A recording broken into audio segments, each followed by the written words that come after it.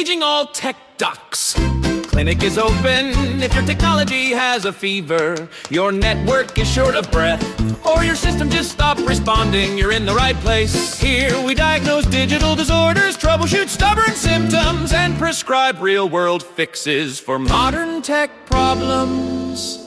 No guesswork, no snake oil, just practical solutions. Welcome to the Tech Talk! Hi everyone, Jackie here. Welcome to a very, very special edition of the Tech Doc podcast. Stuart H and I had an opportunity to interview Billy Liu, the developer of the Daisy app. This is one fascinating conversation with a very, very cute story. But I started by asking Billy to tell us a little bit about himself and the inspiration for developing the app. I actually come from a game development background, and I used to work in a company called UBI Soft. And if you ever play a game called Rayman, and you probably know the kind of things that I worked on. So, oh wow, yeah. Yeah. I know a few games, like they did Assassin's Creed and all those games. Yeah. Yes. Exactly. Yeah. So, talking about the app, Daisy really started from my involvement with the St. Albans Macular Group in Hertfordshire in the UK here. So I was hearing directly from people with sight loss about very ordinary things could become surprisingly difficult. Things like reading a label, finding things, checking clothing, understanding what's around them, or simply just using a website. So initially, I started to build a small tool around those real problems, and it gradually grew into Daisy. I think the important thing is that I didn't build a finished app and then go looking for visually impaired people to test it. The community has really been part of the development journey from the beginning. Are you visually impaired yourself, or do you have like family members who have a visual impairment, or is it just like with interaction with this group with macular degeneration? Right, okay. So I'm always, first of all, Stuart, I'm not visually impaired, but I'm always love to do a bit of a charity work, and being a member of our local food bank. And also the Macular Group was funded by my previous boss, and she retired, and now she's the chair. So she asked me if I would like to help, and I said yes. So that was part of me start to understand that, wow, it's a complete different understanding now. Seeing these people are struggling with life, I had a different level of the knowledge about what's being called as visually impaired. And another close family of us, my wife's uncle, sadly, recently passed away due to cancer. And in the late a few months, I remember when we visit him, and he said one thing that really stayed with me. He said that, I've got so many people come to see me every day, and but I can't see who they are, because I couldn't remember exactly the issue was probably diabetic related with the vision loss. But he said that, there's a central vision loss, and he couldn't see who they are. He couldn't see our faces. He couldn't see the figure, if you like. He couldn't see how many people roughly. But he said that I just can't see who you are. And we were really, we feel really bad for that. So that moment, and also the involvement with the macular disease, so that got me into the idea that I can do something to help. And what kind of makes your kind of like, because there's been said a few different apps, but your app just is different. it reads a lot better. It definitely identifies a lot better. Like I have a number of these apps, and it always identifies my dog as a large cat, i.e., panther. But your app identified that there is a black dog curled up on a bed. Hmm. And I was like, wow, that is Yeah. like I couldn't get Accuracy. over it. Like Yeah. it's the accuracy of not seeing a big black cat on the bed. It's seeing a dog, and how does that happen? Um, you're talking about how Daisy sees things and Yes, interprets Yes. into. Yeah. The scribe for me, isn't it? That bit, Jackie. yeah. Yes. Like how you'd managed to do it that accurately and not see Okay, a cat. so I think Daisy.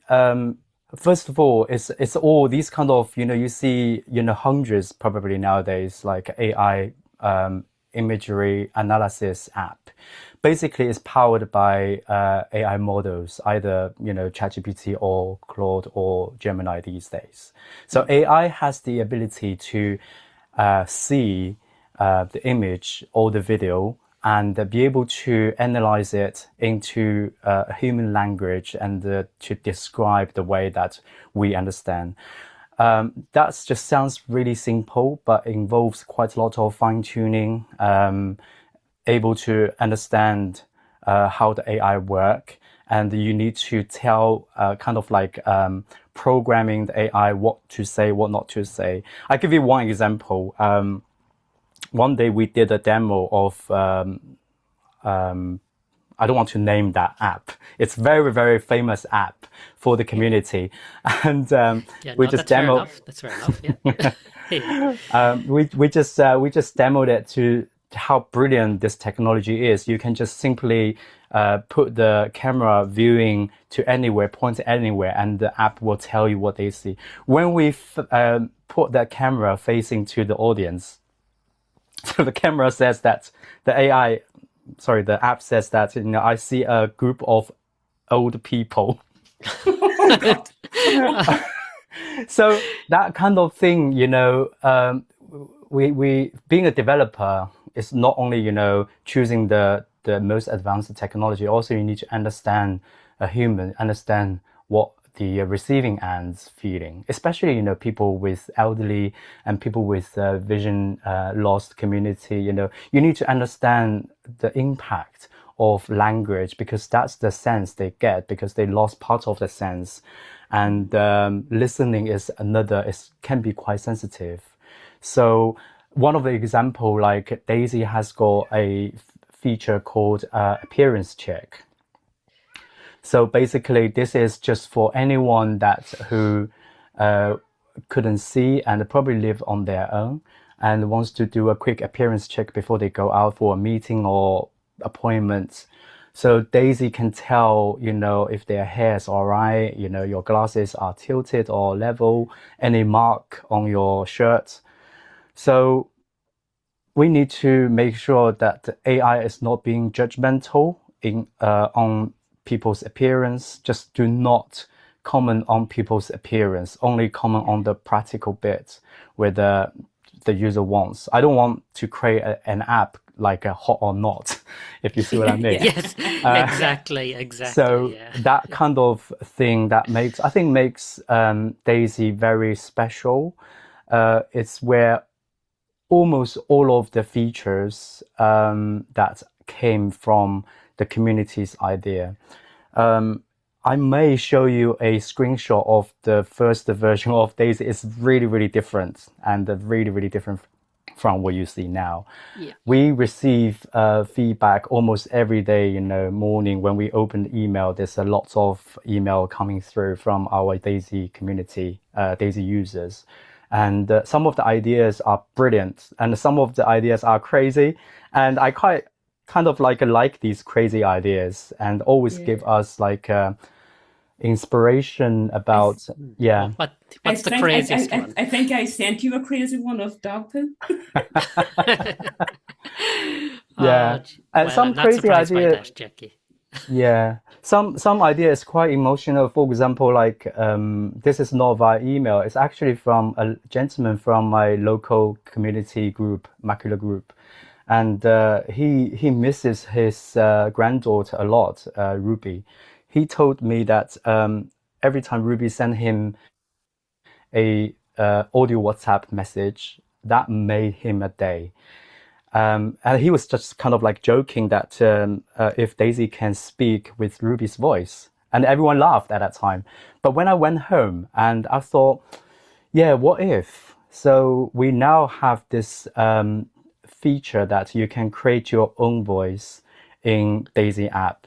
So Oh, basically, just if you go to the setting, you scroll down to the voice selections. The last one is create your own voice. You can ask your loved ones to read like 30 seconds of the screen, and then the Daisy can, I don't know if I can use the word clone, with the consent, of course. And Daisy can create that voice, and you be able to use that voice. It actually creates a very warmth, human feeling touch Yeah. to the cold technology, if you like. So Yeah. is that absolutely. kid then? Is that the kid? Like, because like whenever you start the app, it is a child's voice. And then is that? That was Yeah, very that unusual when I came across that's that, Yeah. right? yeah. Yeah. Actually, that's my daughter. I use Oh, I Oh, wow. yeah, when I developed that feature, I use my daughter's voice. I said, "Do you mind if Daddy use your voice to try that?" And she said, "Oh, I'm really happy. People in the world can hear my voice." So yeah, Ah, that is lovely, and I'm glad she was so interested that she was willing to like help you to put out such a fantastic app and be yeah, involved in it. yeah. It yeah. is. At It is. at, It is a at the phenomenon. moment, she's only 10 at the moment. Yeah, yeah. She'll get into be a teenager. It's like, oh, I don't like that voice. Could you take it out, Yeah, no please? way. The wedding day, go back Uh, to that app. Yeah. the wedding day, you'll be up on stage and be like, "Oh, I remember when you were 10 years old. Like, here's your voice for everyone to hear." Yeah. Yeah. Uh, and I've been looking at your Facebook page and I saw that you had actually been trying to use the Meta glasses with Daisy. Are you Yeah. still playing away with that, or has that kind of gone by the wayside, or is it? Yeah, I think the glasses are very exciting direction because hands-free access is so natural. We are exploring possibilities around Meta glasses at the moment, but I also want to be 100% transparent that there has been a bit of a delay in how quickly we've been able to move on to Meta integration side. I can't totally blame Meta for all the developers that we all know that it's kind of like a very, not very, yeah, a bit of unfriendly Meta towards to the third-party developers, not like Apple and Android side. But a lot of that is also me being very careful and about how Daisy should evolve in that space. So I've been thinking quite deeply about a wearable design and not just treating it as something we must do because everyone is just asking for it or because it feels like a must-have feature for low Yeah. Yeah. vision app. Yes, yeah. So I don't want to create another wearable app just for the sake of it. But what I'm interested in is not simply putting Daisy onto glasses because it's fashionable. It is should asking which Daisy functions generally become better when the camera on your face is rather than just in your hand. But at the same time, I mean, I want to say how much I appreciate our Daisy users. They are incredibly kind and patient. They never rush us. And instead, they constantly share thoughtful and useful suggestions that already helping us to shape the direction of the products. Yeah. Yeah, I know. I don't know how possible this will be. I used the white cane mode, and like I had put a lanyard around my neck with my phone, and I Mm-hmm. was with my sister, and she was like, walking me kind of onto poles, no, towards poles. And the thing was that move back, you're too close. So my sister Well, yanked I know me. what bit I'm clipping for our social media now, Jackie, after you saying that. My sister trying to kill me. But like something like that, if it could ever be Yeah. incorporated, because like you're, especially it's at your eye level, you know that. Now I'm only Yeah. 4'9", so any kind of bushes kind of usually, if a tree hits me and it's low, you Yeah. know that if the glasses could pick something like that up, but the white cane would have, and would again, it was very accurate. It told me to move back at the right Yeah. time. So, talking about the white cam mode we built into Daisy, it's basically only available on a few phones. Like if you use a Pro iPhone, you Okay, have okay. got this capacity, which is like this little dots there. It's called LiDAR, and normal phones probably don't have that. And you will see there's a lot of AI apps claim that, use your camera, you can detect obstacles. And we don't want to do that because, we don't want to put user in the risk because AI can hallucinate. We all know that. Oh yes, oh god, yeah, Oh, yeah. yeah, absolutely. Yes, And yeah. we don't want user to think that I can rely on my phone now. So Yeah. even though that I can say Apple's LiDAR is really, really accurate, but still there's a disclaimer to before people use that is to say that just it's not a replacement for your Yeah. walking aid or guide dog or mobility training. This is like a kind of like an add-on feature.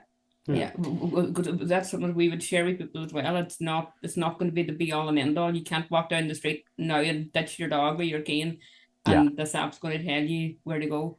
Mm-hmm. No, but it was. I just found it funny that I was getting very close, and it told me, Oh, and sorry. it, yeah, Sorry about and that. it told me to take go back. Like it was brilliant. Like Absolutely. What was the hardest feature you found to try and implement into Daisy, if you can think of one? Like what the one that Yeah. you found the most difficult? There's a quite few, to be honest. There's user level and also feature level. Let me start from the user level. As you know, that Daisy started with a macular group as partially sight loss, if you like, and gradually we've since Sam from the Blind Life, he discovered Daisy by himself and featured Daisy on his program. And suddenly that we've got a lot of users from then. And we also have quite a lot of vision loss people with no vision function at all use Daisy. And one of the examples is that there's so many users emailed us to say that when you ask Daisy to read a document or read a label, can you ask Daisy to use the native phone robotic voice rather than the AI voice? Because the accuracy and the speed they want.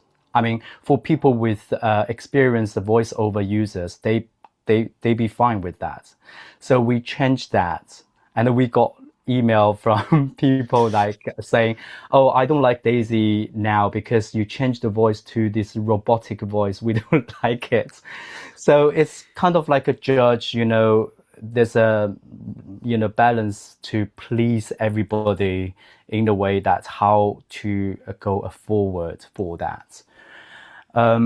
So yeah, and the other challenge is that how to make the speed faster, and again battling with AI because anyone work with AI, we all know that apart from hallucination, and there's quite a lot of other things. I'm not creating a game by using powered by AI. I'm creating something that somebody needs to rely on, especially people with a vulnerable situation. So accuracy is always needs to be put at the front. And so the challenge is that how to make sure that AI is accurate at the same time is that to make sure that provide almost instant experience, because probably a user doesn't need to know that, but I can explain that the situation is that when somebody holding Daisy to point at something, taking a photo, that photo is being sent to the server and with OpenAI or Gemini, whatever, and they analyze that, generate a voice, send it back to your phone, and that takes time. So anything longer than 5 seconds, people lose patience. Oh, this takes too long. But I'm sure that this will be become better and better because AI is improving all the time. So that's also the part that I'm quite excited about in the future. Yeah. Like, I honestly hope you get more promotion for this. Like, we are promoting the hell out of it because, like, Thank you. I seen it on Facebook and I was like, okay, I'll download and see. And I was like, wow. And then I put it into a group and we were getting a lot of people to download it. And thanks then for agreeing to come on and talk.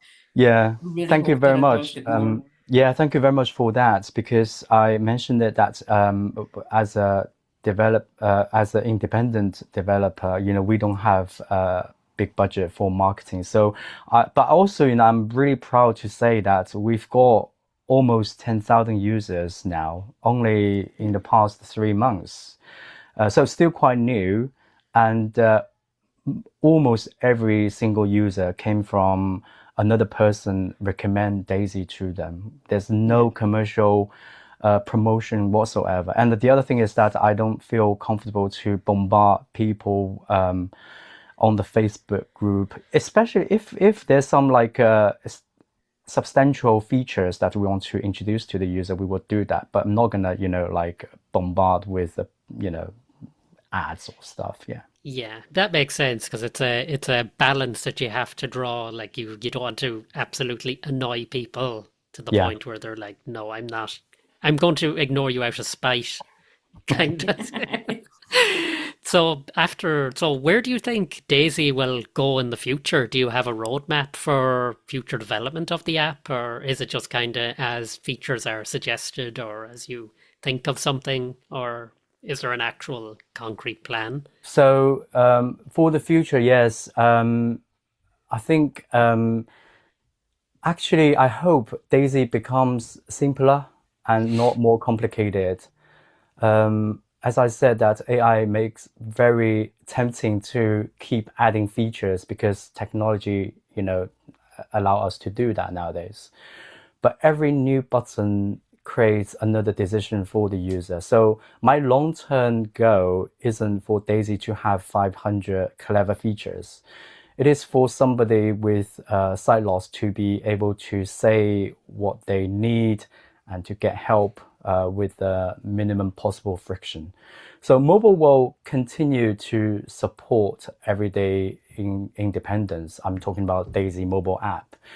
But hopefully that the other feature that we've been developing called Daisy Work can hopefully support employment and digital independence. And the smart glasses may eventually make some of the assistant much more hands-free. So yeah, the future of Daisy should feel simpler, even if the technology underneath become much more complicated. Yeah.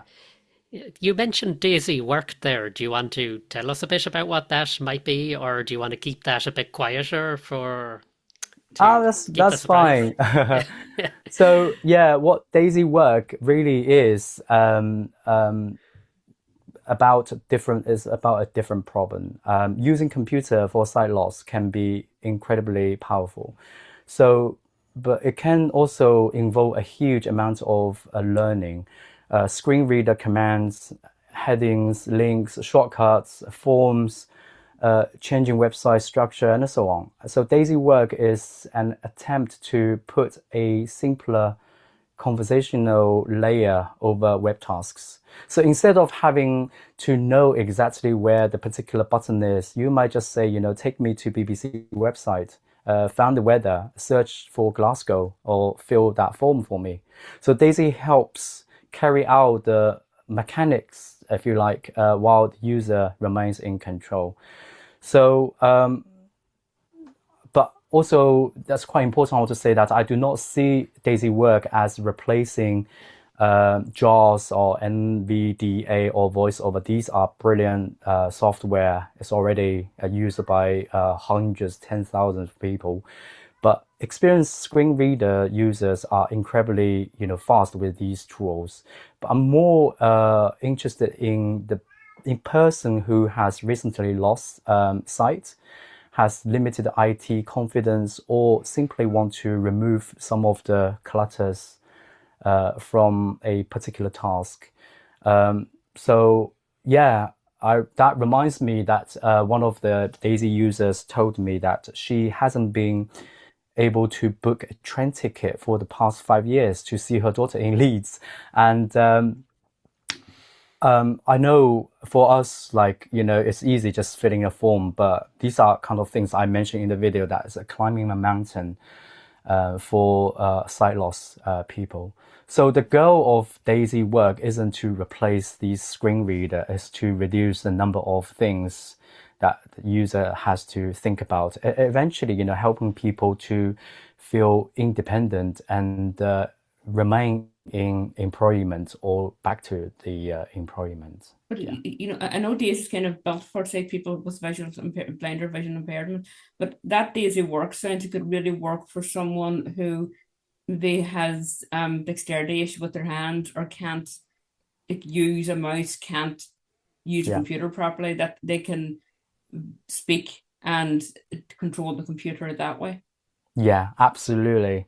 And also that not all the vision sight loss people knows how to use the complicated shortcut for software like JAWS and NVDA. And somebody might recently lost sight, and they probably have already, probably it's my age, like 50, and lost the ability to learn things very fast. When we were like teenagers, we learned things like picking up and we got it. Nowadays, that it takes huge amount of effort to learn things. So I hope that Daisy work is to help that kind of people in that area to solve. Its idea actually is from Daisy mobile app, because I think Daisy mobile app can help people to understand the physical world, and the Daisy work is to help people to understand the virtual world. And nowadays we do 90% of our work on the web browser.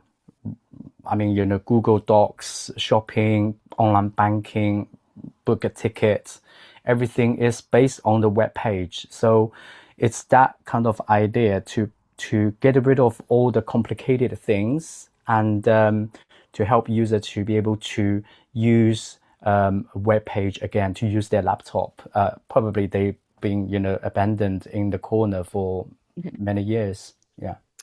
That is true. Would you ever think that Daisy work would, like something similar, would be able to come to the smartphone? Like, would you be able to implement that into the Daisy mobile work, and you can talk to it and get it to do actions on your phone? Or would it be too locked down with iOS and Android to allow Daisy to do that on the mobile? You actually ask a very interesting question, Stuart. And I want to say that during my experience developing apps, especially not the web SaaS apps, you are not battling with the technology. You're actually battling with the platform, like Apple and the Google.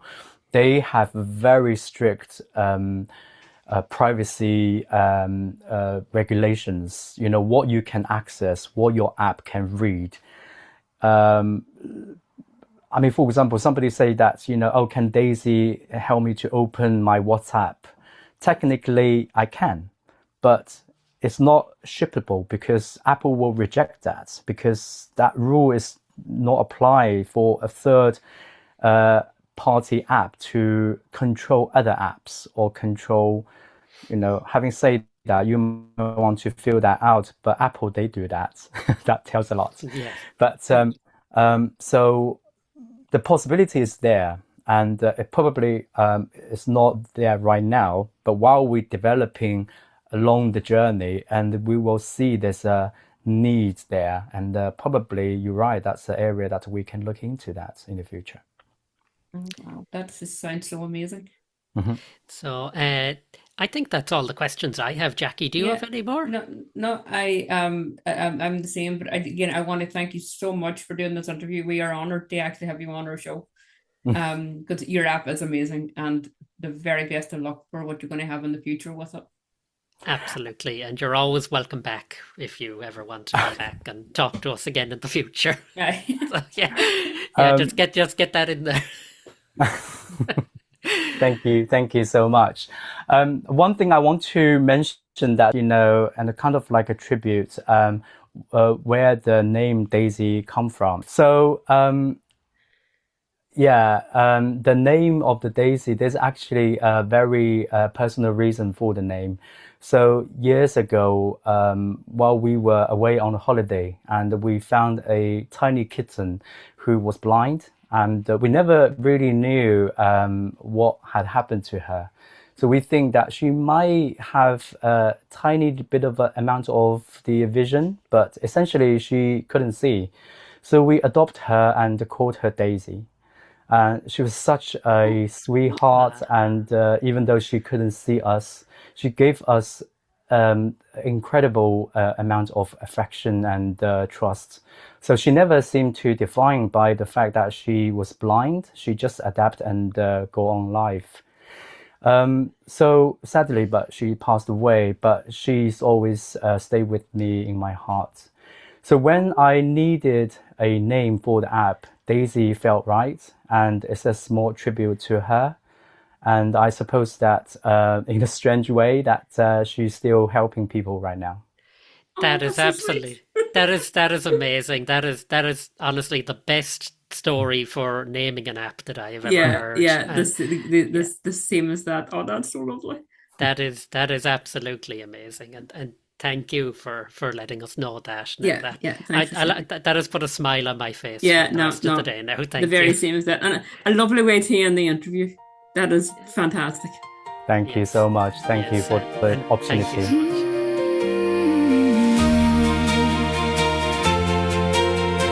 Billy started listening. That's where it all began. Not saying here's what you need, but asking, how can I understand? He heard the everyday experiences, the barriers people knew, from people who were blind or vision impaired, who knew what technology could do. He listened to the problems, to the things that got in the way, and with his knowledge and experience, an idea began that day. What if a phone could lend a hand with the things you need to see? What if clever technology could offer more independence easily?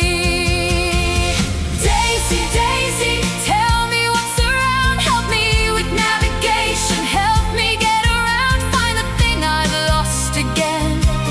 Tell me what I'm wearing too. There's a world of information, and Daisy brings it straight to you. Daisy, Daisy, a little idea grew, built by listening to the people who knew what it needed to do. Need to know what's in the room. Daisy, take a look.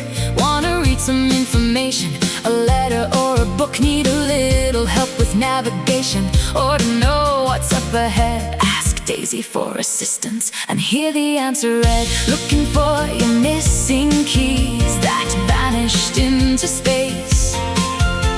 Daisy might just help you track them down and find their place.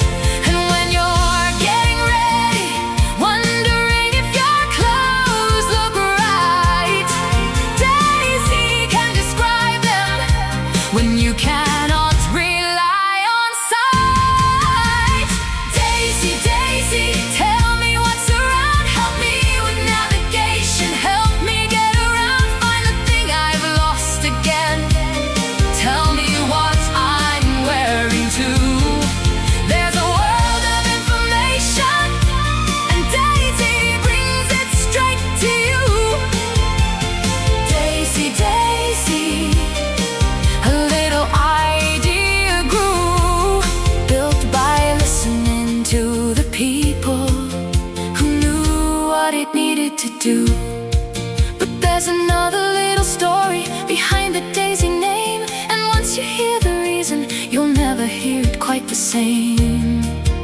tiny kitten had been found, so vulnerable and small, and little Daisy couldn't see the world around at all. Yes, Daisy was a blind kitten with whiskers, paws, and fur, and when the app needed a name, what better name than hers? A little blind kitten called Daisy became part of something new, an app designed to make the world more accessible to you.